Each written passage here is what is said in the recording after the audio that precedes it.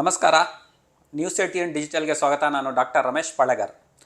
ಇಡೀ ಪ್ರಪಂಚದಲ್ಲಿ ಎಫ್ಸ್ಟೀನ್ ಫೈಲ್ಸ್ ಅಂತಕ್ಕಂಥ ಒಂದು ದೊಡ್ಡ ಸೆಕ್ಸ್ ಸ್ಕ್ಯಾಂಡಲ್ ಸೌಂಡ್ ಮಾಡ್ತಾ ಇದೆ.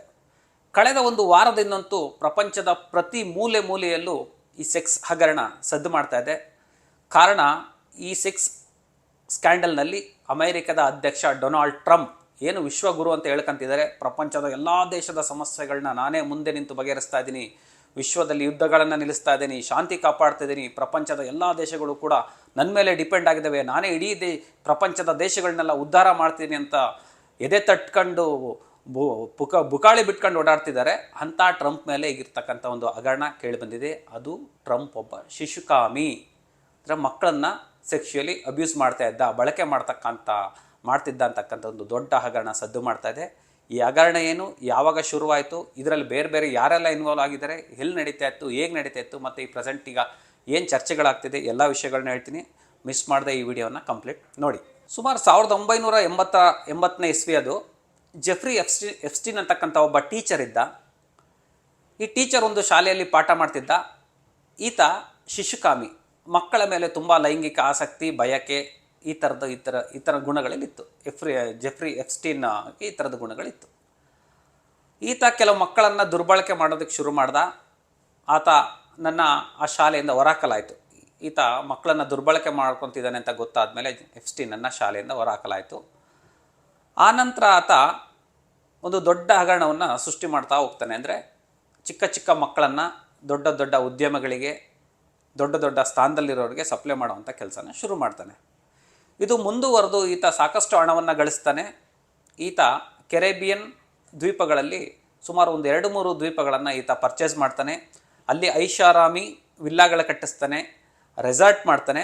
ಸೊ ಅಲ್ಲಿ ಈತ ಚಿಕ್ಕ ಪುಟ್ಟ ಮಕ್ಕಳಂದರೆ 11ರಿಂದ 17 ವರ್ಷದ ಮಕ್ಕಳನ್ನು ಅಲ್ಲಿ ಕರ್ಕೊಂಡೋಗೋದು, ಆ ಮಕ್ಕಳನ್ನು ಸೆಕ್ಸ್ ದಂಧೆಗೆ ದೂಡುವಂಥ ಕೆಲಸ ಮಾಡ್ತಾನೆ. ಇದು ವರ್ಲ್ಡಲ್ಲಿ ತುಂಬ ಫೇಮಸ್ ಆಗೋಗುತ್ತೆ. ಅಂದರೆ ಪ್ರಪಂಚದಲ್ಲಿ ಹೊರಗಡೆ ಗೊತ್ತಾಗಲ್ಲ, ಒಳಗೆ ನಡೆಯುವಂಥ ದಂಧೆ ಇದು. 11ರಿಂದ 17 ವರ್ಷದ ಹೆಣ್ಣುಮಕ್ಕಳನ್ನ ಆ ರೆಸಾರ್ಟ್ಗೆ, ತನ್ನ ವಿಲ್ಲಾಗೆ ಕರ್ಕೊಂಡೋಗೋದು. ಅಲ್ಲಿ ದೊಡ್ಡವರು ಪ್ರಪಂಚದಲ್ಲಿ, ಫಾರ್ ಎಕ್ಸಾಂಪಲ್ ಈಗ ಡೊನಾಲ್ಡ್ ಟ್ರಂಪ್ ಇರ್ಬೋದು, ಅಮೆರಿಕದ ಮಾಜಿ ಅಧ್ಯಕ್ಷ ಬಿಲ್ ಕ್ಲಿಂಟನ್ ಇರ್ಬೋದು, ಮೈಕ್ರೋಸಾಫ್ಟ್ ಅಧ್ಯಕ್ಷರಿರ್ಬೋದು, ಸೊ ಸ್ಟೀಫನ್ ಹಾಕಿಂಗ್ಸ್ ಇರ್ಬೋದು, ಮತ್ತು ರಾಜಮನೆತನದವರು, ದೊಡ್ಡ ಕಂಪ್ನಿಗಳ CEO ಅಧ್ಯಕ್ಷರು, ಸೊ ಬಿಸ್ನೆಸ್ಮನ್ಗಳು, ಈ ಥರದವರು. ಮತ್ತು ಇದರಲ್ಲಿ ದೊಡ್ಡ ನಟರು, ನಟಿಯರು ಎಲ್ಲ ಇನ್ವಾಲ್ವ್ ಆಗಿದ್ದಾರೆ. ಮೈಕಲ್ ಜಾಕ್ಸನ್ ಹೆಸರು ಬಂದಿದೆ ಇದರಲ್ಲಿ. ಹೀಗೆ ನೋಡ್ತಾ ಹೋದರೆ ಪಟ್ಟಿ ಸಾಕಷ್ಟಿದೆ. ಅಂದರೆ ಇದರಲ್ಲಿ ನೋಡ್ತಾ ಇದ್ರೆ ಈ ಸೆಕ್ಸ್ ಸ್ಕ್ಯಾಂಡಲ್ನಲ್ಲಿ ಯಾರಿಲ್ಲ ಅಂತ ಒಂದು ಪ್ರಶ್ನೆ ಬರ್ತಂದರೆ, ಹುಡುಕ್ತಾ ಹೋದರೆ ಎಲ್ಲರೂ ಇದ್ದಾರೆ. ಸೊ ಅಮೇರಿಕದ ಸರ್ಕಾರದಲ್ಲಿ ಇದು ದೊಡ್ಡ ಚರ್ಚೆ ಆಗ್ತಾ ಇದೆ. ಅಮೇರಿಕದ ನ್ಯಾಯಾಂಗ ಇಲಾಖೆಯೇ ಬಿಡುಗಡೆ ಮಾಡತಕ್ಕಂತಹ ಈ ಪಟ್ಟಿಯನ್ನು ನೋಡ್ತಾ ಹೋದರೆ 30 ಲಕ್ಷ ಪುಟಗಳ ವರದಿ ಇದೆ. ಇದು 100 ವಿಡಿಯೋಗಳಿದ್ದಾವೆ, 1000 ಫೋಟೋಸ್ ಇದ್ದಾವೆ. ಆ ಒಂದೊಂದು ವಿಡಿಯೋಗಳನ್ನು, ಫೋಟೋಗಳನ್ನು ನೋಡ್ತಾ ಹೋದರೆ ಮೈ ಜುಮ್ ಅನಿಸುತ್ತೆ.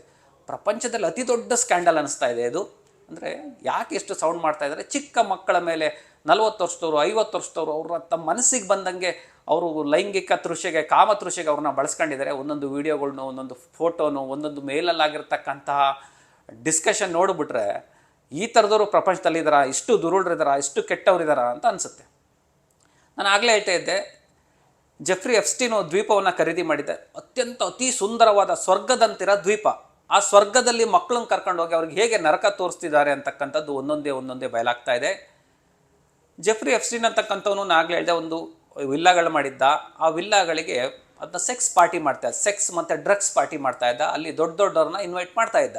ಬಿಲ್ ಕ್ಲಿಂಟನ್ ಅಂತವ್ರನ್ನ, ಡೊನಾಲ್ಡ್ ಟ್ರಂಪ್ ಅಂತವ್ರನ್ನ 1980, 90, 2000 ಮತ್ತು 2002 ಅಪ್ ಟು ಸುಮಾರು 25ರಿಂದ 32, 33 ವರ್ಷಗಳ ಕಾಲ ಈ ಸೆಕ್ಸ್ ದಂಧೆಯನ್ನು ನಡೆಸಿದೆ ನಾವು ಜೆಫ್ರಿ ಎಫ್ಸ್ಟೀನ್. ಇಲ್ಲಿ ಸಾಕಷ್ಟು ಗಣ್ಯರು ಬಂದಿದ್ದಾರೆ. ಚಿಕ್ಕ ಚಿಕ್ಕ ಮಕ್ಕಳನ್ನು ತಮಗೆ ಮನಸ್ಸಿಗೆ ಬಂದಂಗೆ ಅವರು ಲೈಂಗಿಕವಾಗಿ ಬಳಸ್ಕೊಂಡಿದ್ದಾರೆ.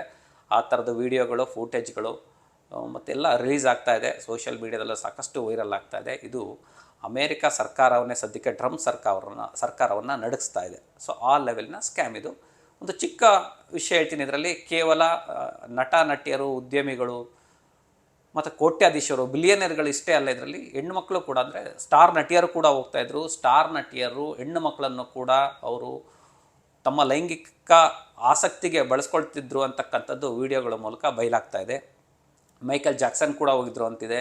ಸೊ ಇಂಡಿಯಾದಲ್ಲೂ ಕೂಡ ಸಾಕಷ್ಟು ಉದ್ಯಮಿಗಳು ಜೆಫ್ರಿ ಎಫ್ಸ್ಟೀನ್ ಲಿಂಕಲ್ಲಿದ್ದರು. ಸಾಕಷ್ಟು ಉದ್ಯಮಿಗಳನ್ನೂ ಕೂಡ ಜೆಫ್ರಿ ಎಪ್ಸ್ಟೀನ್ ತನ್ನ ಆ ದ್ವೀಪದ ಆ ವಿಲ್ಲಾಗೆ ಕರೆಸ್ಕೊಂಡಿದ್ದ. ಸೊ ಅವರು ಕೂಡ ಈ ಸೆಕ್ಸ್ ಪಾರ್ಟಿ ಏನು ಡ್ರಗ್ಸ್ ಪಾರ್ಟಿ ಇತ್ತು ಇಲ್ಲಿ ಇನ್ವಾಲ್ವ್ ಆಗಿದ್ದರು ಅಂತಕ್ಕಂಥದ್ದು ಸೋಷಿಯಲ್ ಮೀಡಿಯಾಗಳಲ್ಲಿ ಸಾಕಷ್ಟು ಬಯಲಾಗ್ತಾ ಇದೆ. ಒಂದೊಂದೇ ವಿಷಯಗಳು ಹೊರಬರ್ತಾ ಇದೆ. ಅಂದರೆ ಆ ಲೆವೆಲ್ಗೆ ಜೆಫ್ರಿ ಎಪ್ಸ್ಟೀನ್ ಅಂತಕ್ಕಂಥವನು ಚಿಕ್ಕ ಮಕ್ಕಳನ್ನು ಕರೆದುಕೊಂಡೋಗಿ ಆ ಸ್ವರ್ಗದಂಥ ಇರ್ತಕ್ಕಂಥ ಒಂದು ದ್ವೀಪದಲ್ಲಿ ಆ ಮಕ್ಕಳಿಗೆ ನರಕ ತೋರಿಸ್ತಾ ಇದ್ದ.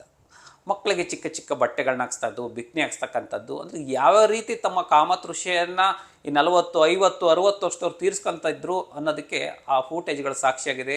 ಚಿಕ್ಕ ಚಿಕ್ಕ ಮಕ್ಕಳಿಗೆ ಬಿಕ್ನಿ ಹಾಕ್ಸ್ತಕ್ಕಂಥದ್ದು, ಅವನ್ನ ಸ್ವಿಮ್ ಮಾಡಿಸ್ತಕ್ಕಂಥದ್ದು ಹೇಳ್ತಾ ಹೋದರೆ ನಿಜಕ್ಕೂ ಒಂದು ರೀತಿ ಶೇಮ್ ಅನಿಸುತ್ತೆ. ಆ ಥರದ್ದು ದೃಶ್ಯಗಳು, ಇಮೇಜ್ಗಳು ರಿಲೀಸ್ ಆಗ್ತಾಯಿದೆ. ನಿಜಕ್ಕೂ ಶಾಕಿಂಗ್ ಅನಿಸುತ್ತೆ.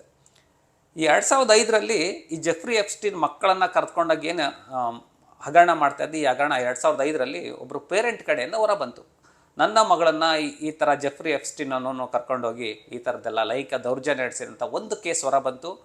ಮಯಾಮಿ ಪೋಸ್ಟ್ ಅಂತಕ್ಕಂಥ ಒಂದು ಪತ್ರಿಕೆಯಲ್ಲಿ ಒಬ್ಬರು ಜರ್ನಲಿಸ್ಟ್ ಒಬ್ಬರು ಲೇಡಿ ಜರ್ನಲಿಸ್ಟ್ ಈ ಸ್ಕ್ಯಾಮನ್ನು ಹೊರ ತರ್ತಾರೆ. ಸೊ ಅಲ್ಲಿಂದ ಇದು ಚರ್ಚೆಗೆ ಕ್ರಾಸ್ ಆಗುತ್ತೆ. ಅಮೇರಿಕ ಸರ್ಕಾರ ಈ ಜೆಫ್ರಿ ಎಪ್ಸ್ಟೀನ್ ಫೈಲ್ಸ್ನ ಸ್ಕ್ಯಾಮ್ ಏನಿತ್ತು ಅದರ ತನಿಖೆಗೆ ಸೂಚನೆ ಕೊಡುತ್ತೆ. ಸೊ ಅಲ್ಲಿಂದ 2005ರಿಂದ ಈಚೆಗೆ ಈ ಜೆಫ್ರಿ ಎಪ್ಸ್ಟೀನ್ ಫೈಲ್ಸ್ ಹಗರಣ ಏನಿತ್ತು ಅದು ಚರ್ಚೆಯನ್ನು ತನಿಖೆ ಆಗ್ತಾ ಹೋಗುತ್ತೆ. ಅಮೇರಿಕದ FBI ಇದನ್ನು ತನಿಖೆ ಮಾಡುತ್ತೆ. ತನಿಖೆ ಮಾಡ್ತಾ ಹೋದಾಗ ಜೆಫ್ರಿನ ಅರೆಸ್ಟ್ ಮಾಡಿ ಕಸ್ಟಡಿ ತಗೊಂಡು ವಿಚಾರಣೆ ಮಾಡಿದಾಗ ಆತ ಕೊಟ್ಟಿರ್ತಕ್ಕಂಥ ಸ್ಟೇಟ್ಮೆಂಟ್ಗಳು, ಆತನ ಹತ್ರ ಸೀಸ್ ಮಾಡಿರ್ತಕ್ಕಂಥ ಸೆಕ್ಸ್ ವಿಡಿಯೋಗಳು, ಇಮೇಜಸ್ಗಳು, ಮತ್ತು ಆತ ಯಾರ್ಯಾರ ಜೊತೆ ಇಮೇಲ್ ಮಾಡ್ತಾಯಿದ್ದ ಮತ್ತು ಟೆಕ್ಸ್ಟ್ ಮಾಡ್ತಾಯಿದ್ದ ಆ ಟೆಕ್ಸ್ಟ್ಗಳನ್ನೆಲ್ಲ ರಿಕವರಿ ಮಾಡಿದೆ. ಸೊ ಅದರದ್ದು ದಾಖಲೆ 3 ಲಕ್ಷ ಪೇಜ್, 3 ಮಿಲಿಯನ್ ಪೇಜಸ್ ಇದೆ. ಅದಲ್ಲದೆ ವಿಡಿಯೋಗಳು ಏನು ಅಮೇರಿಕಾ ನ್ಯಾಯಾಂಗದ ಇಲಾಖೆ ಅಧೀನದಲ್ಲಿತ್ತು ಆ ವಿಡಿಯೋಗಳನ್ನು ಟ್ರಂಪ್ ಸರ್ಕಾರ ಹೌದು ಏನಾಗಿದೆ ನೋಡೋಣ, ನಾವೆಲ್ಲ ಜಗಜ್ಜಾಹಿರು ಮಾಡ್ತೀವಿ, ಬಹಿರಂಗ ಮಾಡ್ತೀವಿ, ಸಾರ್ವಜನಿಕರಿಗೆ ಇದೇನು ಗೊತ್ತಾಗಬೇಕು ಅಂತ ಹೇಳಿದ್ರು ಒಂದೊಂದೇ ವಿಡಿಯೋಗಳನ್ನ ರಿಲೀಸ್ ಮಾಡ್ತಾ ಇದೆ. ಆವಾಗ ಗೊತ್ತಿರ್ತಕ್ಕಂಥದ್ದು ಆ ಸೆಕ್ಸ್ ಪಾರ್ಟಿಯಲ್ಲಿ ಬಿಲ್ ಕ್ಲಿಂಟನ್ ಹೋಗಿದ್ದರು, ಡೊನಾಲ್ಡ್ ಟ್ರಂಪ್ ಹೋಗಿದ್ದರು, ಸ್ಟೀಫನ್ ಹ್ಯಾಕಿನ್ಸ್ ಹೋಗಿದ್ದರು, ಮೈಕಲ್ ಜಾಕ್ಸನ್ ಹೋಗಿದ್ದರು, ಮತ್ತು ಕೆಲವು ರಾಜಮನೆತನದವ್ರು ಹೋಗಿದ್ದರು, ಆ್ಯಂಡ್ರೂ ಹೋಗಿದ್ದ. ಈ ಥರ ಸಾಕಷ್ಟು ವಿಡಿಯೋಗಳು ಹೊರ ಬರ್ತಾ ಇದೆ. ಆ ಮಕ್ಕಳನ್ನು ಹೇಗೆಲ್ಲ ದುರ್ಬಳಕೆ ಮಾಡ್ಕೊಳ್ತಾ ಇದ್ರು, ಹೇಗೆ ಬಿಹೇವ್ ಮಾಡ್ತಿದ್ರು, ಈ ಥರ ಸಾಕಷ್ಟು ವಿಡಿಯೋಗಳು ಹೊರ ಬರ್ತಾ ಇದೆ. ಇದು ಏನಾಗಿದೆ ಇಡೀ ವಿಶ್ವದಲ್ಲಿ ದೊಡ್ಡ ವೈರಲ್ ಆಗಿ ಹೋಗ್ತಾ ಇದೆ, ದೊಡ್ಡ ಚರ್ಚೆ ಆಗ್ತಾ ಇದೆ. ಈಗೇನಾಗ್ತಾ ಇದೆ ಅಂದರೆ ಈಗ ಇನ್ನಷ್ಟು ವಿಡಿಯೋಗಳು ಇದೆ ರಿಲೀಸ್ ಮಾಡಬೇಕು ಅಂತಕ್ಕಂಥದ್ದು ಚರ್ಚೆಗಳಾಗ್ತಾ ಇದೆ. ಆ ದ್ವೀಪವನ್ನು ಹುಡುಕಿ ಅಲ್ಲಿ ಏನು ನಡೀತಾ ಇದೆ ಅಂತ ಹುಡ್ಕೋದಕ್ಕೆ ಕೆಲವು ಯೂಟ್ಯೂಬರ್ಸ್ ಆ ದ್ವೀಪಕ್ಕೆ ಹೋಗ್ತಾ ಇದ್ದಾರೆ. ಸ್ಪೀಡ್ ಬೋಟ್ ತಗೊಂಡು ಒಂದಿಷ್ಟು ಹೋಗ್ತಾ ಇದ್ದಾರೆ. ಇವತ್ತಿಗೂ ಕೂಡ ಆ ದ್ವೀಪದಲ್ಲಿ ಸೆಕ್ಯೂರಿಟಿ ಗಾರ್ಡ್ ಇದ್ದಾರೆ. ಸೊ ಅದು ಏನೋ ಇಲ್ಲ ಅಂತ ಹೇಳಿದೆ, ಅಲ್ಲಿ ಒಂದಿಷ್ಟು ಮಹಿಳೆಯರಿದ್ದಾರೆ, ಮಾಡೆಲ್ಸ್ ಇದ್ದಾರೆ. ಸೊ ಸಾಕಷ್ಟು ಯೂಟ್ಯೂಬರ್ಸ್ ವಿಡಿಯೋ ರಿಲೀಸ್ ಮಾಡ್ತಾಯಿದ್ದಾರೆ. ಆ ದ್ವೀಪವನ್ನು ಹೇಗಿದೆ ತೋರಿಸ್ಬೇಕು ಅಂತೇಳಿ ಮೊಬೈಲ್ ತಗೊಂಡು ಒಂದಿಷ್ಟು ಶೂಟ್ ಮಾಡೋಕ್ಕೆ ಹೋಗ್ತಾರೆ. ಆ ಕಡೆಯಿಂದ ಅಲ್ಲಿರ್ತಕ್ಕಂಥ ಆ ದ್ವೀಪಕ್ಕೆ ಸೆಕ್ಯೂರಿಟಿ ಇರ್ತಕ್ಕಂಥ ಬಾಡಿ ಗಾರ್ಡ್ಸು ಈ ಯಾರ್ಯಾರು ಯೂಟ್ಯೂಬರ್ಸ್ ಹೋಗ್ತಿದ್ದಾರೆ ಅವ್ರ ಮೇಲೆ ಫೈರಿಂಗ್ ಮಾಡ್ತಾಯಿದ್ದಾರೆ. ಸೊ ಅಲ್ಲಿಂದ ಜೀವ ಉಳಿಸ್ಕೊಂಡು ವಾಪಸ್ ಬರೋದೇ ದೊಡ್ಡ ಸವಾಲಾಗ್ಬಿಟ್ಟಿದೆ. ಸಾಕಷ್ಟು ಯೂಟ್ಯೂಬರ್ಸು ಆ ಸ್ಕ್ಯಾಮ್ ಹೇಗಿದೆ, ಆ ದ್ವೀಪ ಹೇಗಿದೆ, ಅಲ್ಲಿ ಹೇಗೆ ನಡೀತಾ ಇತ್ತು ಅನ್ನೋದನ್ನು ಒಂದಿಷ್ಟು ನಾವು ಜಗತ್ತಿಗೆ ತೋರಿಸೋಣ ಅಂತ ವೀಡಿಯೋ ಮಾಡೋಕ್ಕೆ ಹೋಗ್ತಾ ಇದ್ದಾರೆ. ಆದರೆ ಸಾಧ್ಯ ಆಗ್ತಿಲ್ಲ. ಆದರೆ ಅಮೇರಿಕಾ ನ್ಯಾಯಾಂಗ ಇಲಾಖೆಯೇ ಬಿಡುಗಡೆ ಮಾಡಿರ್ತಕ್ಕಂಥ ವೀಡಿಯೋ ನೋಡೋದಾದರೆ ಅದೊಂದು ಅತಿ ಸುಂದರವಾದ ದ್ವೀಪ. ಅಲ್ಲಿ ವಿಲ್ಲಾಗಳಿತ್ತು. ಆ ವಿಲ್ಲಾ ಒಳಗಡೆ ಚಿಕ್ಕ ಚಿಕ್ಕ ರೂಮ್ಗಳಿದ್ವು. ಆ ಚಿಕ್ಕ ಚಿಕ್ಕ ರೂಮ್ಗಳಲ್ಲಿ ಒಬ್ಬೊಬ್ಬರಿಗೆ ಒಂದೊಂದು ರೂಮ್ ರಿಸರ್ವ್ ಮಾಡ್ತಾಯಿದ್ರು. ಅವರು ಚಿಕ್ಕ ಚಿಕ್ಕ ಮಕ್ಕಳನ್ನು ರೂಮಿಗೆ ಕರೆದುಕೊಂಡು ಹೋಗಿ ತಮಗೆ ಮನಸ್ಸೋ ಇಚ್ಛೆ ತುಂಬ ಹೇಳೋಕ್ಕಾಗದಿರೋಷ್ಟು ರೀತಿಯಲ್ಲಿ ದುರ್ಬಳಕೆ ಮಾಡ್ತಾಯಿದ್ರು. ಮತ್ತು ಅವರು ಆ ಚಿಕ್ಕ ಮಕ್ಕಳಿಗೆ ಸೆಕ್ಸ್ ಟಾಯ್ಸ್ನ ಯೂಸ್ ಮಾಡೋದಕ್ಕೆ ಒತ್ತಡ ಏರ್ತಿದ್ರು ಅಂತಕ್ಕಂಥದ್ದು ಕೆಲವು ದೃಶ್ಯಗಳಲ್ಲಿ ಗೊತ್ತಾಗಿದೆ. ಸಾಕಷ್ಟು ವೀಡಿಯೋಗಳನ್ನ ತುಂಬ ಕ್ಲೀನಾಗಿ ಅಬ್ಸರ್ವ್ ಮಾಡಿದ ಅವರು ಆ ಸೆಕ್ಸ್ ಟಾಯ್ಸ್ನ ಮಾರ್ಕ್ ಮಾಡಿ ಪ್ರಪಂಚದ ಮುಂದಿಡುವಂತಹ ಪ್ರಯತ್ನವನ್ನು ಕೆಲವರು ಸೋಷಿಯಲ್ ಮೀಡಿಯಾದಲ್ಲಿ ಮಾಡ್ತಾಯಿದ್ದಾರೆ. ಅದೊಂದು ಅತಿ ಭಯಾನಕ. ಅದನ್ನು ಹೇಳ್ಕೊಳ್ಳೋದಕ್ಕೆ ಕೂಡ ದೊಡ್ಡ ಒಂದು ರೀತಿ ಶೇಮ್ ಆಗೋಂಥ ವಿಚಾರ ಅದು. ಅಂದರೆ ಮಕ್ಕಳನ್ನ ಆ ರೀತಿಯೆಲ್ಲ ದುರ್ಬಳಕೆ ಮಾಡ್ಕೊಂಡಿದ್ದಾರೆ. ಇನ್ನೊಂದು ಶಾಕಿಂಗ್ ಏನಂದರೆ ಸೆಕ್ಸ್ ಸಂದರ್ಭದಲ್ಲಿ ಮಕ್ಕಳು ಅಂದರೆ 2 ಅಥವಾ 3 ಒಟ್ಟಿಗೆ ದುರ್ಬಳಕೆ ಮಾಡಿಕೊಳ್ಳುವಂತಹ ಸುದ್ದಿಗಳು ಕೂಡ ಹೊರ ಬರ್ತಾ ಇದೆ. ಅದು ನ್ಯೂಯಾರ್ಕ್ ಟೈಮ್ಸ್ ಇರ್ಬೋದು, ವಾಷಿಂಗ್ಟನ್ ಪೋಸ್ಟ್ ಇರ್ಬೋದು, ಡೈಲಿ ಮೇಲ್ ಇರ್ಬೋದು, ಈ ಥರದ್ದು BBC ಇರ್ಬೋದು, ಈ ಥರ ಸಾಕಷ್ಟು ಮಾಧ್ಯಮಗಳು ವರದಿ ಮಾಡ್ತಾ ಇದ್ದಾವೆ. ಅಂಥ ಸಂದರ್ಭದಲ್ಲಿ ಸೆಕ್ಸ್ ಸಂದರ್ಭದಲ್ಲಿ ಮಕ್ಕಳೇನಾದರೂ ಸತ್ತರೆ ಆ ಸೀಕ್ರೆಟ್ ರೂಮಿಂದ ಡೈರೆಕ್ಟಾಗಿ ಸಮುದ್ರಕ್ಕೆ ಒಂದು ಸಂಪರ್ಕ ಇತ್ತು, ಲಿಂಕ್ ಇತ್ತು. ತಗೊಂಡೋಗಿ ಆ ಚಿಕ್ಕ ಮಕ್ಕಳ ಬಾಡಿಯನ್ನು ಸಮುದ್ರಕ್ಕೆ ಎಸಿತಾಯಿದ್ರು. ಆ ಮಕ್ಕಳ ಬಾಡಿಗಳನ್ನು ಶಾರ್ಕ್ಗಳು ತಿಂತಾಯಿದ್ವಂತೆ. ಇದನ್ನು ಸ್ವತಃ ಎಪ್ಸ್ಟೀನ್ ವಿಚಾರಣೆಯಲ್ಲಿ ಹೇಳಿದ್ದಂತೆ. ಈ ಥರ ಸಾಕಷ್ಟು ವಿಷಯಗಳು ಹೊರ ಬರ್ತಾ ಇದೆ. ಹಾಗಾದರೆ ಜೆಫ್ರಿ ಎಪ್ಸ್ಟೀನ್ ಏನಾದ ಅಂತ ನೋಡೋದಾದರೆ ಆತ ಅಮೇರಿಕದ ಜೈಲಲ್ಲೇ ಇದ್ದ ನ್ಯೂಯಾರ್ಕಲ್ಲಿ. 2019ರಲ್ಲಿ ಇದ್ದಕ್ಕಿದ್ದಂಗೆ ಜೆಫ್ರಿ ಎಪ್ಸ್ಟೀನ್ ಜೈಲಲ್ಲೇ ವಿಚಾರಣೆ ಟೈಮಲ್ಲಿ ಸತ್ತೋದ ಅಂತ ಹೇಳ್ತಾ ಇದ್ದಾರೆ. 2019ರಲ್ಲಿ ಆತ ಜೈಲಲ್ಲೇ ಕುಸ್ತು ಬಿದ್ದು ಸತ್ತೋದ ಅಂತಿದ್ದಾರೆ. ಆದರೆ ವಿಶ್ಲೇಷಕರು ಹೇಳ್ತಾ ಇದ್ದಾರೆ ಜೆಫ್ರಿ ಎಪ್ಸ್ಟೀನ್ ಸತ್ತೋಗಿಲ್ಲ, ಆತನನ್ನು ಜೈಲೊಳಗಡೆ ಸಂಚು ಮಾಡಿ ಕೊಲೆ ಮಾಡಿದ್ರಂತ. ಎಪ್ಸ್ಟೀನ್ನ ಯಾಕೆ ಕೊಲೆ ಮಾಡಿದ್ರಪ್ಪ ಅಂತ ಇನ್ನೊಂದು ಚರ್ಚೆ ಶುರುವಾಗಿದೆ. ಅಮೇರಿಕದಲ್ಲಿ ಕೇವಲ ಏನು ಈ ಬಿಲ್ ಕ್ಲಿಂಟನ್ನು, ಟ್ರಂಪು, ದೊಡ್ಡ ದೊಡ್ಡ ಉದ್ಯಮಿಗಳು, ಈ ಥರ ರಾಜಕುಮಾರರು, ಸ್ಟಾರ್ಸ್ ನಟಿಯರು ಈ ಥರದ್ರಲ್ಲ, ಇನ್ನೂ ಸಾಕಷ್ಟು ಜನ ಆ ಸೆಕ್ಸ್ ಸ್ಕ್ಯಾಂಡಲಲ್ಲಿ ಇದ್ದಾರೆ, ಆ ಸೆಕ್ಸ್ ಪಾರ್ಟಿ ಹೋಗ್ತಾಯಿದ್ರು. ಅವರು ವಿಚಾರಗಳು ಎಲ್ಲಿ ಜೆಫ್ರಿ ಎಪ್ಸ್ಟೀನ್ ಬಾಯಿ ಬಿಟ್ಬಿಡ್ತಾನೋ ಹಾಗಾಗಿ ಆತನನ್ನು ಉಳಿಸ್ಲೇಬಾರ್ದು, ಆತನನ್ನು ಪ್ಲಾನ್ ಮಾಡಿ ಕೊಲ್ಲಬೇಕು ಅನ್ನೋ ಕಾರಣಕ್ಕೆ ಜೈಲಲ್ಲೇ ಆತನನ್ನು ಏನೋ ಮಾಡಿ ಕೊಲೆ ಮಾಡಿರ್ಬೋದು ಅಂತ ಒಂದು ಆರೋಪ ಇದೆ. ಸೊ ಅದ್ರ ಬಗ್ಗೆ ಕೂಡ ಅಮೆರಿಕ ಸರ್ಕಾರ ತನಿಖೆ ನಡೆಸ್ತಾ ಇದೆ. ಕಳೆದ 2 ದಿನಗಳಲ್ಲಿ ಇನ್ನೊಂದು ಟ್ವಿಸ್ಟ್ ಬಂದಿದೆ. ಜೆಫ್ರಿ ಎಪ್ಸ್ಟೀನ್ ಕುಸ್ತು ಬಿದ್ದಿಲ್ಲ, ಆತ ಜೈಲೊಳಗೆ ಸತ್ತೂ ಇಲ್ಲ, ಆತನನ್ನು ಬೇರೆ ಎಲ್ಲ ಕೂಡ ಶಿಫ್ಟ್ ಮಾಡಿ ಬಚ್ಚಿಟ್ಟಿದೆ ಸರ್ಕಾರ ಅಂತಕ್ಕಂಥ ಚರ್ಚೆ ಕೂಡ ಈಗ ಒಂದು 2 ದಿನದಿಂದ ಅದು ತುಂಬ ಸೋಷಿಯಲ್ ಮೀಡಿಯಾಗಳಲ್ಲಿ ಮತ್ತು ಫಾರಿನ್ ಮಾಧ್ಯಮಗಳಲ್ಲಿ ಚರ್ಚೆ ಆಗ್ತದೆ. ಇದು ಜೆಫ್ರಿ ಎಪ್ಸ್ಟೀನ್ ಅಂತಕ್ಕಂತಹ ಒಬ್ಬ ಶಿಶುಕಾಮಿ, ದೊಡ್ಡವ್ರನ್ನ ಹೇಗೆ ತನ್ನ ಪಾರ್ಟಿಗೆ ಕರೆಸಿಕೊಂಡು ಆತನ ಮಕ್ಕಳನ್ನು ಸಪ್ಲೈ ಮಾಡ್ತಾ ಇದ್ದ, ಹೇಗೆ ದುಡ್ಡು ಮಾಡ್ದ ಅಂತಕ್ಕಂಥ ದೊಡ್ಡ ಚರ್ಚೆ ಆಗ್ತಿದೆ. ಜೆಫ್ರಿ ಎಪ್ಸ್ಟೀನ್ ಯಾವ ಲೆವೆಲಿಗೆ ಬೆಳೆದಿದ್ದ ಅಂದರೆ ದೊಡ್ಡ ಕಂಪನಿಗಳಿಗೆ, ಉದ್ಯಮಿಗಳಿಗೆ, ಅಂದರೆ ಭಾರತದಲ್ಲೂ ಕೂಡ ಸಾಕಷ್ಟು ಉದ್ಯಮಗಳಿಗೆ ಸಾಲ ಕೊಡೋ ಲೆವೆಲ್ಗೆ ಜೆಫ್ರಿ ಎಪ್ಸ್ಟೀನ್ ಬೆಳೆದಿದ್ದ. ಅಂದರೆ ದೊಡ್ಡ ಫೈನಾನ್ಷಿಯರ್ ಆಗಿದ್ದ.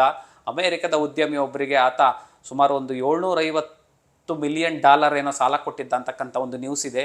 ಸೊ ಆ ಉದ್ಯಮಿಯನ್ನು ಜೆಫ್ರಿ ಎಪ್ಸ್ಟೀನ್ ಯಾವ ರೀತಿ ದುರ್ಬಳಕೆ ಮಾಡ್ಕೊಂಡಿದ್ದ ಅನ್ನೋದು ಒಂದು ವರದಿ ಬರ್ತಾ ಇದೆ. ಏನಂದರೆ ಅಮೇರಿಕದ ಒಬ್ಬರು ಉದ್ಯಮಿ ಜೆಫ್ರಿ ಎಪ್ಸ್ಟೀನಿಗೆ ಪರಿಚಯ ಆಗ್ತಾರೆ.